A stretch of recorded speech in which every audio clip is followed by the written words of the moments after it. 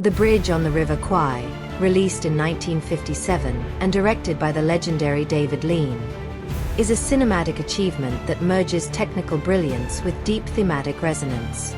At its core, the film explores the ironies and tragedies of war, as well as the complexities of human loyalty, obsession, and honor. Its enduring legacy lies in its ability to provoke discussion and debate about the human condition, even decades after its release.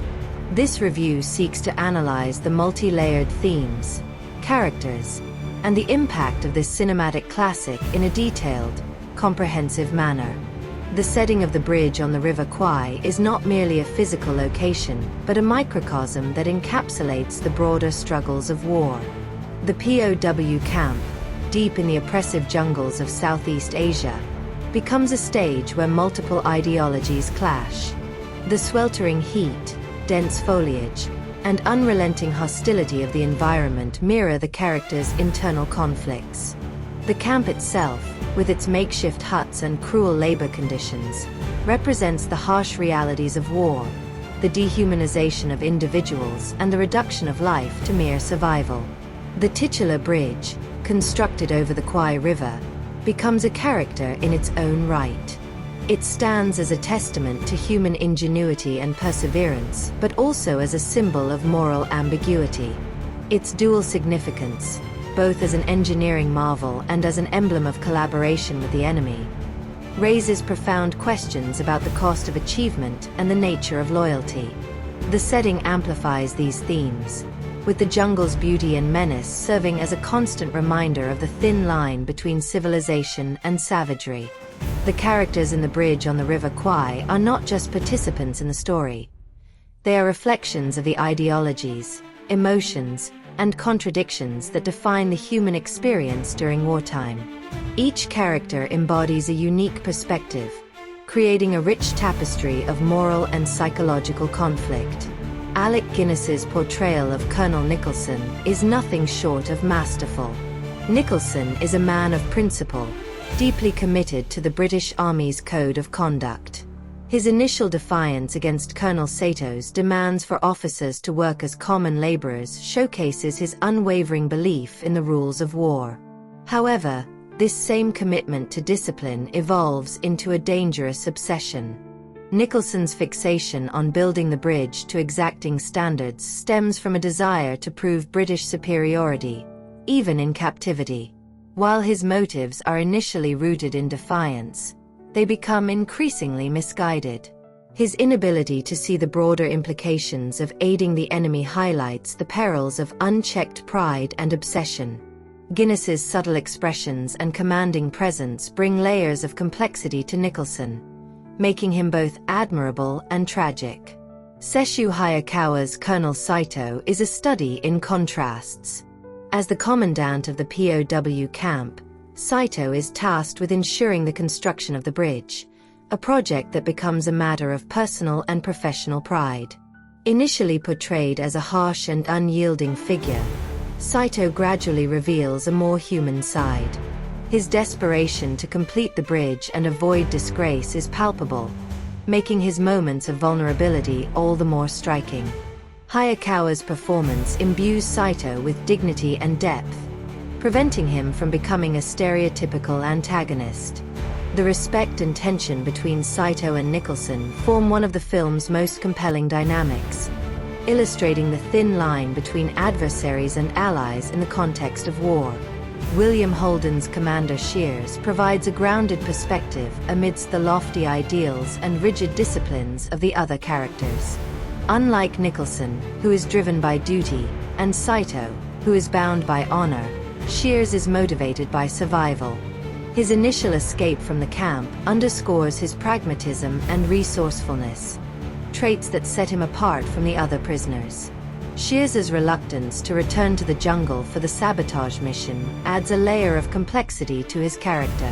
He is not a traditional hero but a man forced into extraordinary circumstances.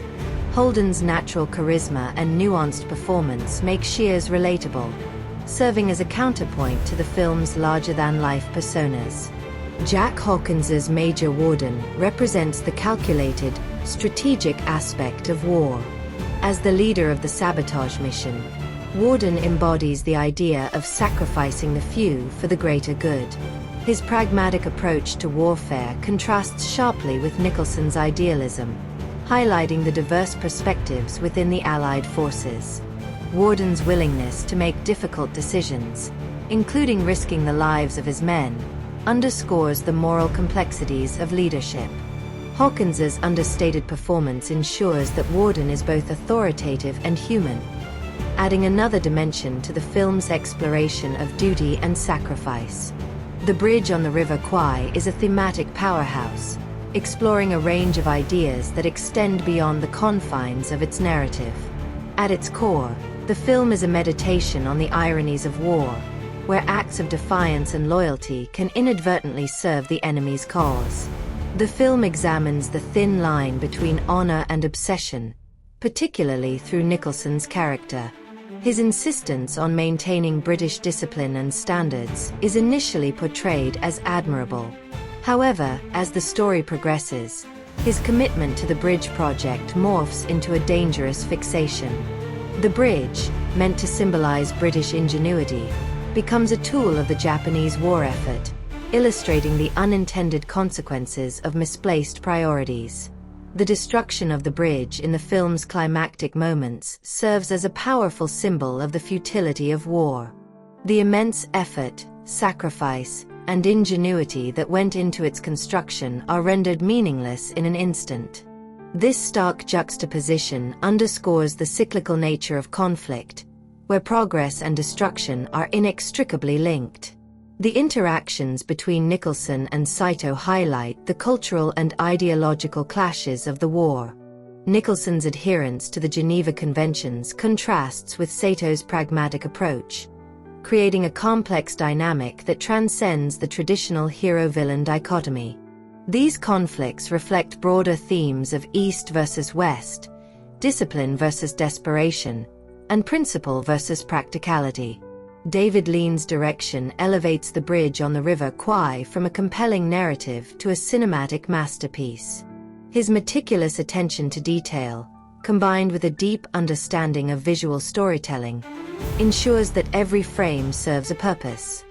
Jack Hildyard's cinematography captures the duality of the film's setting, the beauty and danger of the jungle.